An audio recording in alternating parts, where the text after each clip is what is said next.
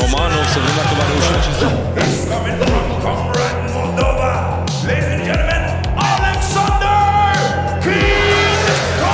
до корпу до урка, шурзика.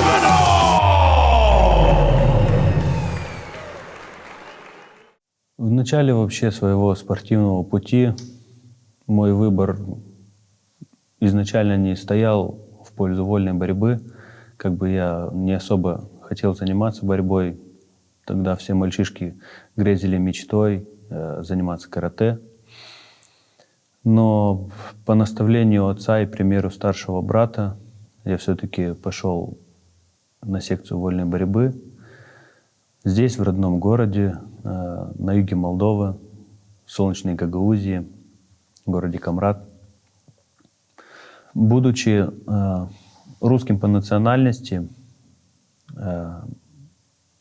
я все-таки считаю себя приверженцем и гагаузской культуре. Мама у меня родом с Донбасса, из Донецкой области. Отец у меня родом с района Штефанвода, из Молдавии. Так их студенческие годы жизнь свела, они приехали сюда, в Камрат, где изначально родился мой брат, потом родился я. И на протяжении всего моего детства и юношества я рос, и я впитывал дух и культуру здешнего народа, гагаузского народа. И я все-таки считаю, что что-то, какая-то гагаузская частица есть и во мне, невзирая на то, что у меня русская фамилия и славянские корни. В детстве мой сын Александр не хотел заниматься вольной борьбой. Мама больше была склонна, чтобы они занимались музыкой, там, танцами, вот такое вот. Я работал в общеобразовательной школе учителем физкультуры. Они были маленькими, я их забирал с собой, обоих. Вот. И хотели они или не хотели, они просто оба влились с первого класса, начали тренироваться вольной борьбой. Вот. А если задать вопрос, когда они начали тренироваться, то ни я, ни они не дадут вам ответ. Саша конкретно не даст ответ, когда он начал заниматься именно вольной борьбой, спортом. Потому что это все было поставлено мною целенаправленно с самого раннего детства. Потому что у меня была мечта, чтобы у меня выросли два сына, чтобы у меня было два сына, и чтобы они превзошли мой результат. Так оно в жизни и получилось. Это было в 1997 году, тогда мне было 6 лет. Это был маленький зал на окраине города, где уже занимался к тому времени мой старший брат. Можно сказать, что оттуда и началась моя спортивная карьера, но на протяжении всего времени у меня было много моментов, когда я был готов бросить борьбу и окунуться с головой в другую стихию, так как мне периодически с попеременным успехом нравилось то карате, то дзюдо, то самбо. И где-то в 9 классе я уже был готов окончательно завязать с борьбой и уйти в баскетбол, но посидев дома, пообщавшись с братом, с отцом, все-таки мы приняли решение остаться дальше и обучаться в спортивном лицее-интернате на отделении вольной борьбы. Ну, в принципе, и до 25 лет я занимался вольной борьбой. На протяжении всего этого времени, в течение этих 19-20 лет, моим основным спарринг-партнером и другом, и товарищем по команде, и по совместительству родным братом был мой старший брат Андрей. В отличие от меня, он более охотно посещал эти тренировки. Он был более всегда талантливым, он был более техничным, более чувствительным на ковре. Во многом я всегда брал с него пример. Ну и мне, конечно же, как более младшему в семье, сыну, мне приходилось наверстывать все это и стараться догнать его в успехах. В 16 лет я тоже уже выполнил норматив мастера спорта. Ну, если честно, вот вообще все, что связано с борьбой, это больше как бы было связано с тем, чтобы доставить радость, удовольствие отцу. потому что он был нашим тренером и является им до сих пор. Способности Саши в вольной борьбе, они и так видны. Он является мастером спорта международного класса. Многократный чемпион Республики Молдова во всех возрастных категориях, начиная от школьников, заканчивая взрослыми. Вот. Призер чемпионата мира. По грэпплингу он тоже призер чемпионата мира, призер чемпионата Европы. Вот. Чемпион республики и по самбо, и по дзюдо. И по греко-римской борьбе тоже участвовал. Чемпион республики по национальной борьбе Тринта. А вольная борьба сама за себя уже говорит, что его знают как борца во всем мире, как титулованного борца. O piruetă, da, mai mult de adversarul său cu totul. Este... Și pentru el, asemenea lupte cu luptători de talia lui Romanov doar sunt niște lupte foarte bune. Dar Ar fi o șansă, dar Da, este...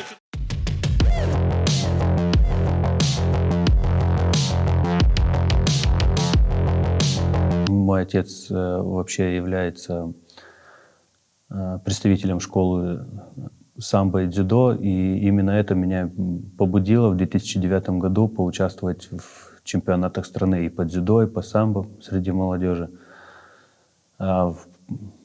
Я их успешно провел, одолев всех своих соперников досрочно и став в 2009 году чемпионом страны и по дзюдо, и по самбо, по вольной борьбе и по борьбе на поясах.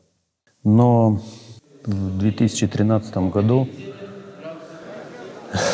я очень сильную травму получил. У меня был разрыв ахилловых сухожилий, был скол кости, все мягкие соединительные ткани в голеностопном суставе ушли. И были попытки обращения к нашим докторам, которые не увенчались успехом. Они все как один. Исключение, что говорили заученную фразу: через 2 недели будешь бегать как сайгак.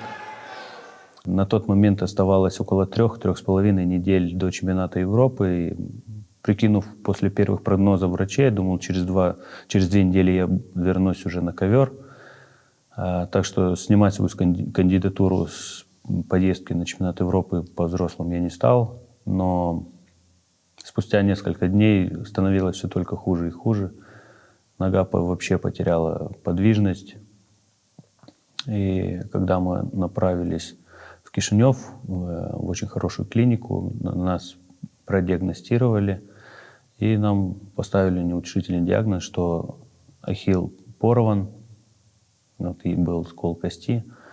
И было очень долгое восстановление, но, несмотря на это, через несколько месяцев я уже выиграл чемпионат страны, опять же, по вольной борьбе среди студентов, отправился на чемпионат мира среди студентов, там занял 5-е место, проиграв в утешительном поединке за бронзовую медаль. Это очень сильно так морально меня подорвало, потому что я почувствовал тот момент, что когда ты падаешь с вершины Олимпа, то ты становишься отработанным материалом, и ты никому не нужен, кроме своей семьи. И это немножко повлияло и на мое решение. И последующие 2,5 года были тяжелые для меня именно в плане спорта, в плане реабилитации, потому что я понимал, что это меня откинуло очень сильно назад. И в определенный момент я уже хотел полностью все это бросить, уже думал полностью погрузиться с головой в тренировочный процесс, то есть преподавать, передавать свой опыт подрастающему поколению. Мой друг решил открыть спортивный зал по боевым искусствам у нас в городе. Предложил мне работать изначально тренером по борьбе, помогать ему ребят готовить именно к смешанным единоборствам. После нескольких тренировок я сам попробовал пару раз там поработать на тяжелых мешках, на лапах. Мне это понравилось. Видать, все-таки сохранилась вот эта вот жилка во мне, желание заниматься каким-то ударным видом спорта с детства. И вот так все закрутилось, завертелось, что в 2016 году в мае месяце я выиграл чемпионат страны по ММА среди любителей. И в ноябре того же года я уже дебютировал по профи. В 2016 году я решил открыть клуб спортивный. где и предложил Александру стать тренером по смешанным единоборствам. Сразу же после 2-3 тренировок я подошел к нему и говорю: давай попробуем выступить в смешанных единоборствах. Он так скептически на меня посмотрел, говорит: блин, ну что, серьезно? Я говорю: ну, давай попробуем, все получится, вот увидишь. Он говорит: ну давай, не проблема. Я считаю, что все-таки это все было такой авантюрой, потому что просто хотелось попробовать чего-то нового. И я в голове четко осознавал, что от этого я ничего не теряю. Возможно, может, приобрету только новый опыт. Конечно же, дома все по-разному к этому всему отнеслись. Родители были явно против этого всего. Зато мой старший брат и моя жена меня поддержали. И потому что они оба знают мой такой упертый характер, что даже если все будут против и будут отговаривать, я все равно, как твердолобый такой динозаврик, буду переть вперед и добиваться своего. Я очень хорошо помню, когда предложили Саше выступать в смешанных единоборствах, и само собой, наверное, первый человек, с которым он советуется, это все-таки я. И он так подошел, говорит: Аня, у меня к тебе есть разговор, у нас все всегда серьезно начинается. У меня к тебе очень такой серьезный разговор. Могу я с тобой посоветоваться? Мне очень интересно твое мнение. Как ты к этому отнесешься? Он меня так заинтриговал. Я такая думаю: боже, что произошло? Что это такое? И он говорит: вот меня пригласил его тренер попробовать себя вот в смешанных единоборствах. Как ты к этому относишься? Сказать, что он меня как бы ошарашил или... Нет, я, в принципе, как-то где-то задумалась, потому что он всегда грезил это, он всегда смотрел телевизор с боями, он всегда болел этим вот бойцами, имена, фамилии, всем вот это, вот тот, вот этот, вот так. И для меня это было что-то ожидаемое. Я говорю: почему нет? То есть я его поддержала. Я сказала: давай попробуй. Тебе это интересно? Да, конечно, очень. Я говорю: никаких проблем, я тебя поддержу. Ну и в принципе, он с открытой душой. Нет, еще такой момент, он, конечно же, для него важно и мнение родителей. Он потом с родителями тоже поговорил. Ну, там чуть-чуть другая ситуация была. Но в любом случае, вот что есть, то есть на сегодняшний день он занимается. Когда узнал я, что он хочет участвовать по смешанным единоборствам, у меня вначале была реакция негативная. Вначале и с супругой посоветовались, и поговорили. Там более травмоопасный вид спорта, более это самое. Но потом я сам, стиснув зубы, сказал: он же мужчина. Он может выбирать и может участвовать в любом виде единоборств. Так оно и получилось. Пошел вначале по любителям, потом перешел в профессионалы, и на сегодняшний день он уже в UFC.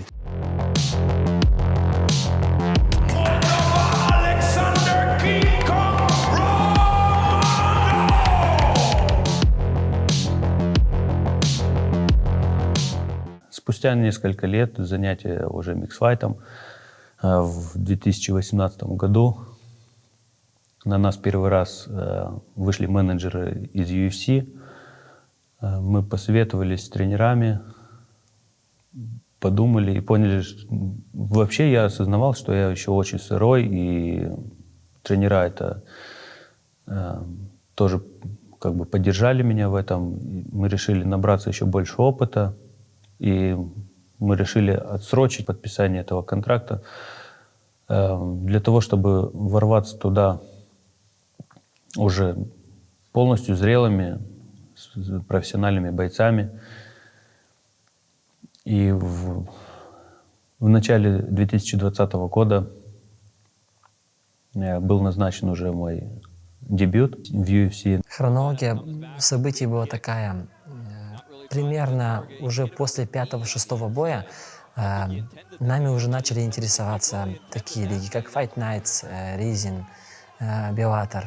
Но побеседовав с командой и с нашим менеджером, мы решили, что не надо бежать впереди паровоза, сделать паузу мы были уверены, что чуть-чуть нарастить уверенность,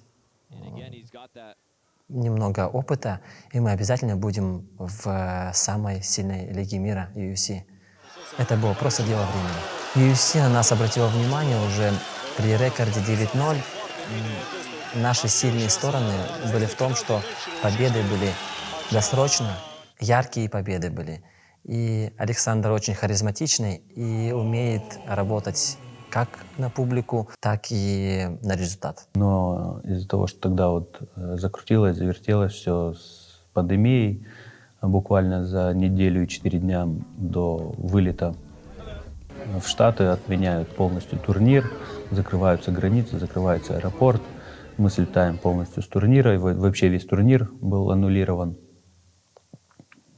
Следующий раз, вторая наша попытка выступить в UFC тоже закончилась разочарованием, потому что за 2 дня до вылета в Абу-Даби, летом 2020 года, где я должен был встретиться с Мартином Тебурой на номерном турнире UFC, у нашей команды у всей диагностировали ковид, и нас посадили на изоляцию 2-недельную. Мы были в Кишиневе в отдельном тут загородном отеле. Нас полностью изолировали, но предоставили возможность заниматься, потому что там при отеле был небольшой спортивный зал. Мы продолжили тренировочный процесс уже на месте, там в зале. Надеюсь, что повторные тесты, если мы предоставим, что у нас негативные, что мы все-таки не слетим с турнира. Но политика UFC такова, что если один из соперников показывает негативный тест, то пара обязательно тут же снимается с турнира, и тем самым мы выбились из турнира. После завершения, можно так сказать, серьезного занятия вольной борьбой, когда я уже начал с головой окунаться в смешанные единоборства, очень сильно почувствовал разницу между любительским и олимпийским спортом и профессиональным спортом, что касается именно мира смешанных единоборств, потому что совсем другие затраты, совсем другие подходы, совсем другие нагрузки ты претерпеваешь на своем профессиональном пути.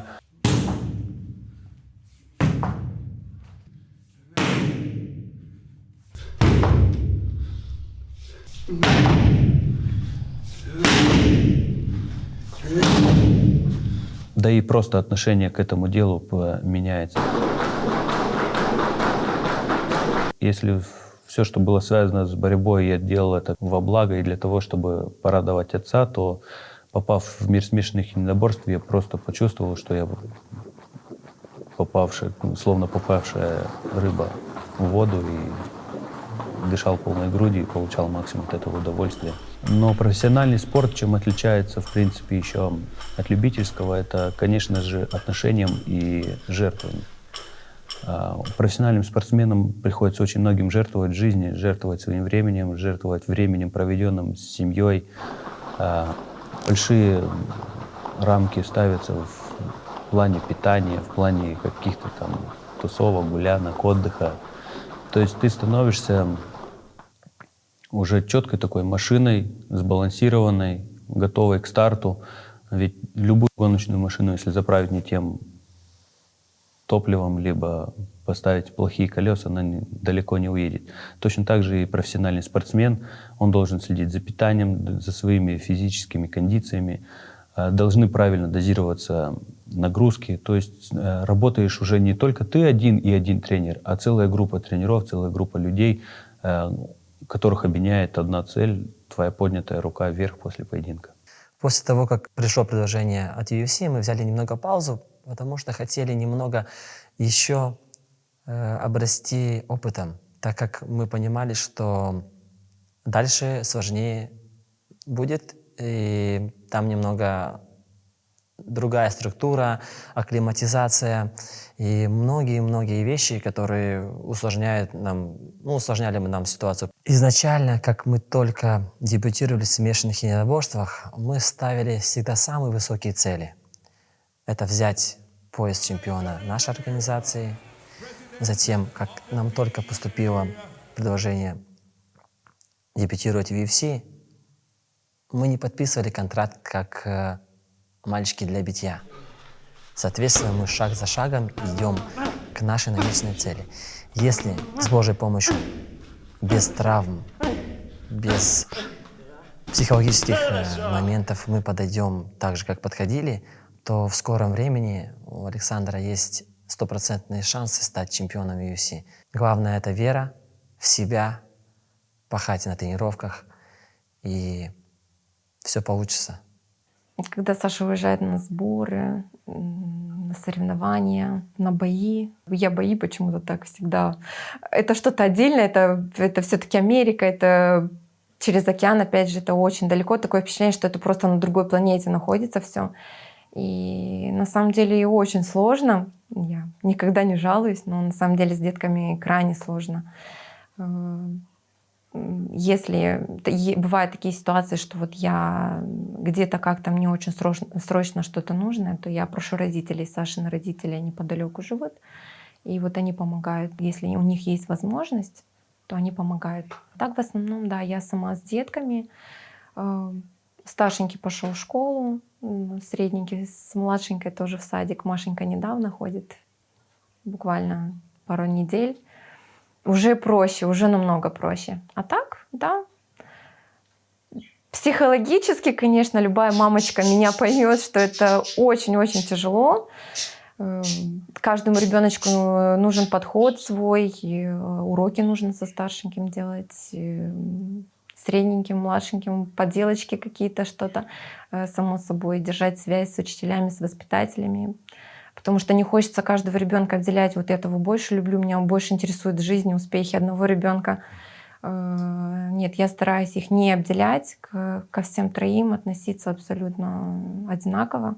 По папе они очень сильно скучают. И вот последний раз это было для нас с Сашей очень такой момент трогательный, в тот же момент такой прям вот защемило сердце, когда старшенький, он уже подрос, он уже более такое делает осознанно, уже у него ход мышления уже как более у взрослого ребенка.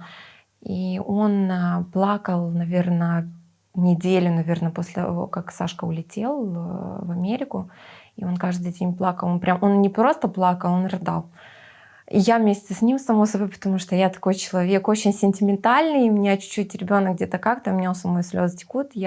Сыночке, я ему пытаюсь объяснить, папа едет, ему нужно, он по работе едет. Я ему всегда говорю, папа едет денежки зарабатывать, он же нас должен обеспечивать. Вот у тебя игрушек куча есть, так вот это папа дает. Там, нам кушать нужно, это папа. Одеваться, обуваться, вот у кого-то крутые вещи, что тебе тоже хочется. Да, вот папа старается, чтобы у нас тоже это все было. То есть у меня такие подходы. Я начинаю издалека как-то вот ребенку объяснять, что вот это необходимо, жизненно необходимо, чтобы папа старался.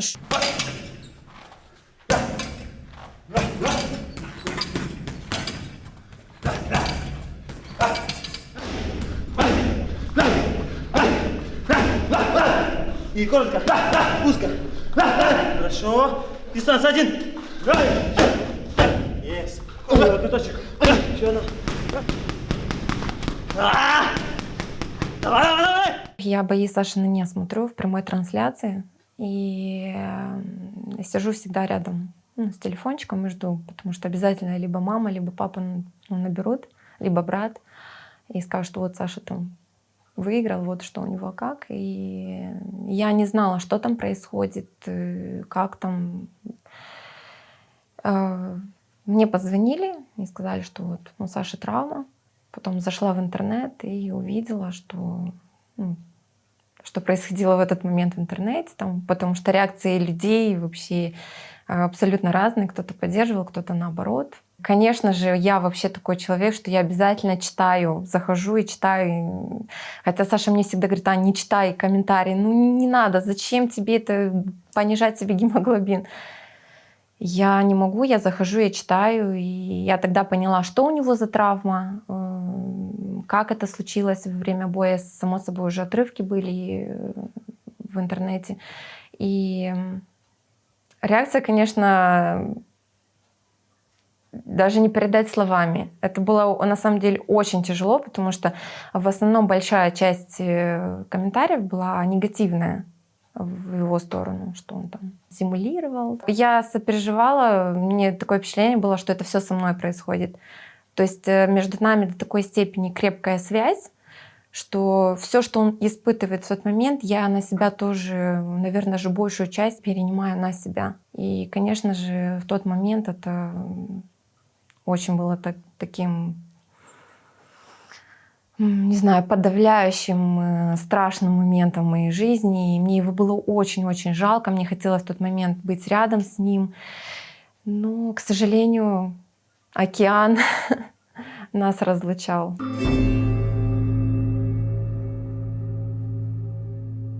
У меня мама учитель истории, и с детства в мои руки попадали различные учебники истории, различные исторические документы. И из них я понял, что наши земли всегда представляли большой интерес в разные времена для различных государств. И думаю, что, скорее всего, в связи с этим здесь понамешано очень много культур, очень много разных исторических моментов. И наша страна очень богата на культурные исторические места. К одному из таких мест мы сегодня едем для того, чтобы сменить немножко моральную обстановку, потому что, находясь в постоянной рутине, человек морально устает. И для того, чтобы разряжаться, я зачастую выезжаю именно по историческим, культурным местам своей родины. Наконец-то мы добрались до того самого места, о котором я говорил, где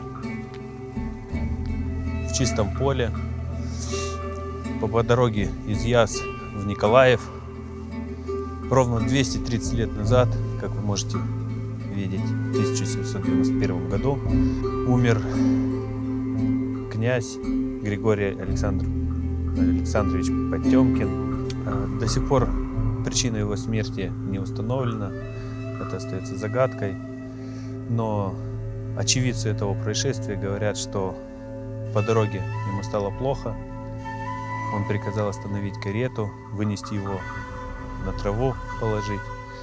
Взяв в руки иконы, он постоянно повторял «Боже мой» и «Боже мой». По предварительным данным есть такая версия, что он умер от отравления. И это неудивительно, потому что у человека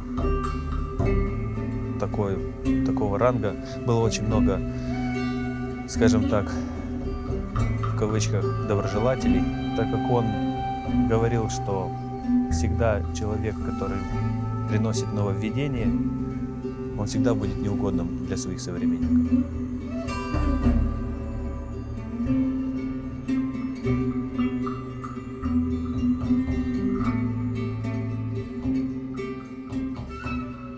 На расстоянии мы общаемся, конечно же. Спасибо, кто придумал вайберы, ватсапы, телеграммы. Через интернет, видео общаемся. Я, когда начинаю разговаривать с ним, само собой, дети слышат голос, и «Папа, папа!» все прыгают на меня, «Папа, привет!» И все, каждый пытается, «А ты знаешь, я стишок выучил, а я там вот это сделала, а я там такую оценку получила». Или вот они все пытаются ему все рассказать, то есть у нас даже времени не хватает, потому что, получается, у нас огромная разница во времени вообще. Когда Саша ложится спать, мы просыпаемся и наоборот. И поэтому у нас есть какой-то там промежуточек, который Саша выделяет, чтобы с нами пообщаться. Спасибо большое моей жене за ее терпение. Я вас всех очень сильно люблю. После получения первого гонорара в UFC я впервые осознал, что 20 лет, отданные вольной борьбе, прошли недаром, и 6 лет, отданные миксфайту, профессиональным боям, наконец-то дали свои плоды, начали приносить какую-то прибыль, и я смог обеспечить свою семью, своих детей. То есть появился тот проблеск во тьме. То есть, когда я занимался борьбой, то я не чувствовал никаких финансовых проблесков в сторону лучшей жизни, но смешанные единоборства на первых порах тоже меня не особо кормили. Вообще там первые 3 или 4 профбоя я на подготовку тратил больше, чем получал за сами бои. Но думаю, что именно это и отличает очень многих людей, готовых стать настоящими профессионалами в смешанных единоборствах, от тех, кто ждет резкого и быстрого выхлопа какого-то. Деньги вообще в моей жизни особой такой роли не играют. Это для меня разменная монета, и я все-таки приверженец тех людей, которые считают, что человек делает деньги, а не деньги делают человека. Когда мы дебютировали в смешанных единоборствах, конечно, самое главное для нас было такое препятствие, как выезды на сборы, как витаминизация, так как это очень затратно. Но помогали нам и президент федерации, и наши друзья, и Саша собственные средства очень много вложил, поэтому для нас деньги не было прерогатива. Деньги, конечно, это препятствие было очень большое, и тяжело было. Едва сводили концы с концами, но наша основная цель была прославить наш родной город Камрад, нашу Гагаузию, и показать, что с этого региона, с этого города можно добиться таких высоких успехов. Просто нужно верить и идти до конца.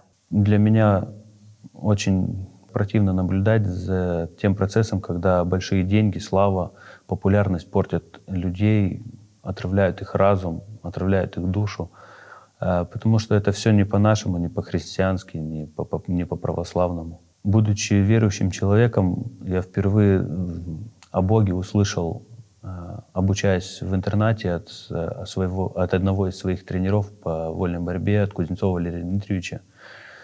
Он тоже является глубоко верующим человеком. Будучи совсем юнцом, я услышал то, как он рассказывал нам о Боге, о любви Бога к каждому человеке.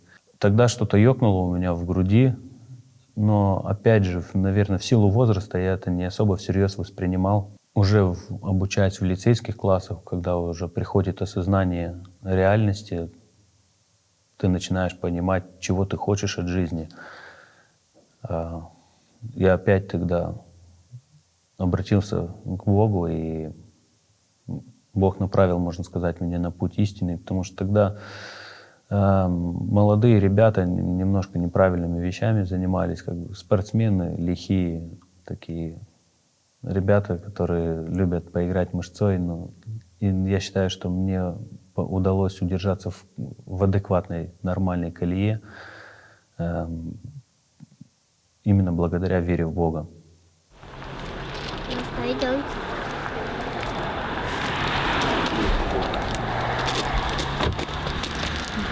Все? Ручки маме. Ручки, ручки, ручки. Вперед.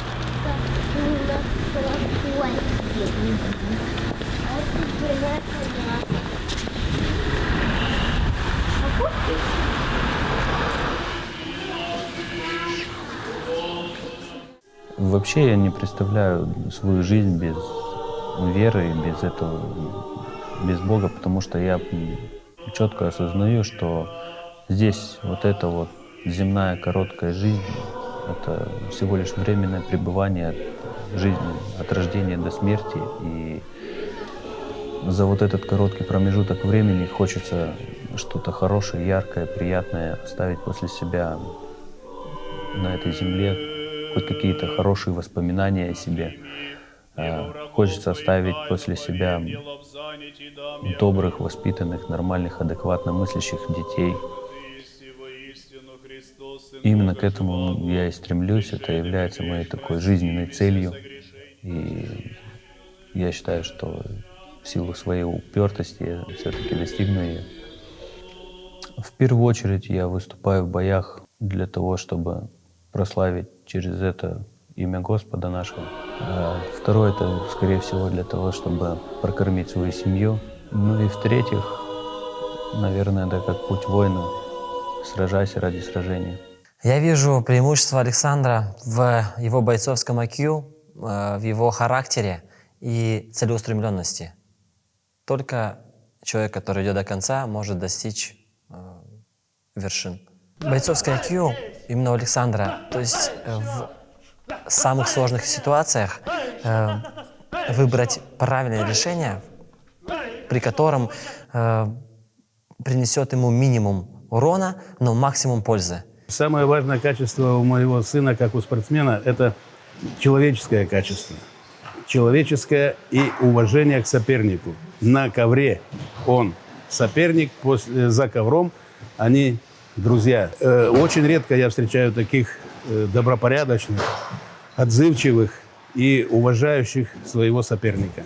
Когда он выступал еще по любителям, вот, потом перешел в профессионалы, вот, многие мне говорили, почему ты не едешь на его бои, на его это самое. Но у нас с ним был уговор с первых дней, когда он перешел в ММА, что я на его бои ехать не буду. Я буду смотреть дома. Потому что он чувствует такую более сильную ответственность, когда, допустим, я буду в зале.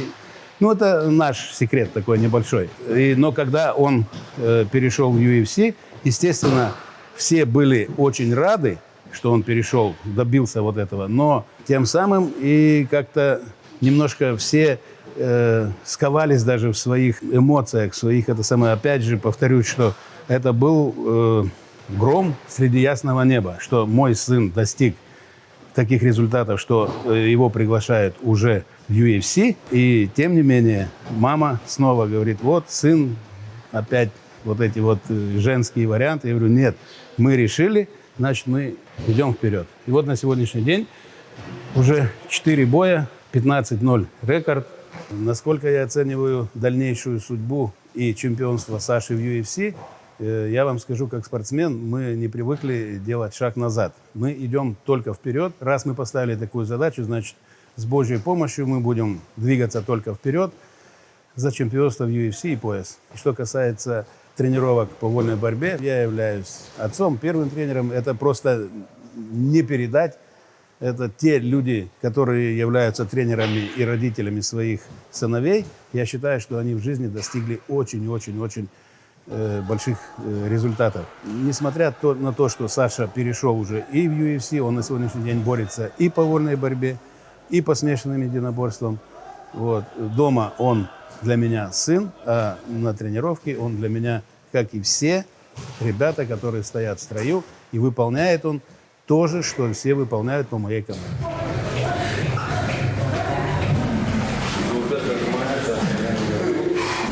Пошел, повернул. Есть. Когда был наплыв, и ты толкнул вот так, коленом ближе сразу. Вот так. Пошел, повернул.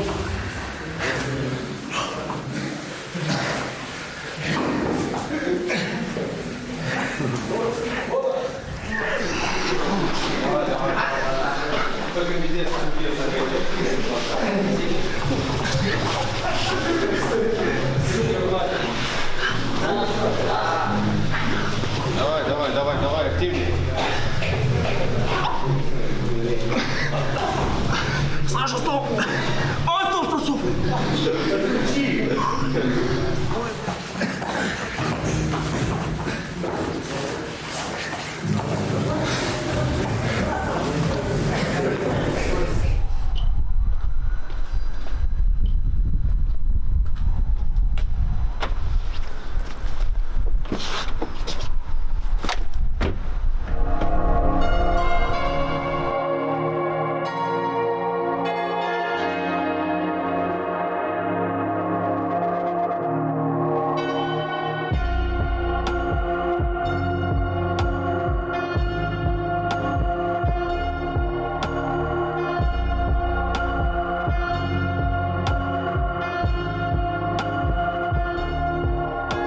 Вот так вот поздним вечером обычно приходится каждый вторник и четверг возвращаться домой после тренировки, так как специалист по грэпплингу, мой тренер, находится именно в Кишиневе. Да и в принципе дома И спарринг-партнеров как таковых нет, потому что на юге Молдовы не так сильно развито. Это дисциплина, как грэпплинг, бразильское джиу-джитсу. Как правило, когда возвращаюсь домой, дети уже спят. Иногда даже и супруга не дожидается, потому что уже после полуночи приходится возвращаться домой. Но ничего, так и живем. Главное, что меня дома понимают, поддерживают, ценят и любят. А остальное все перетерпим.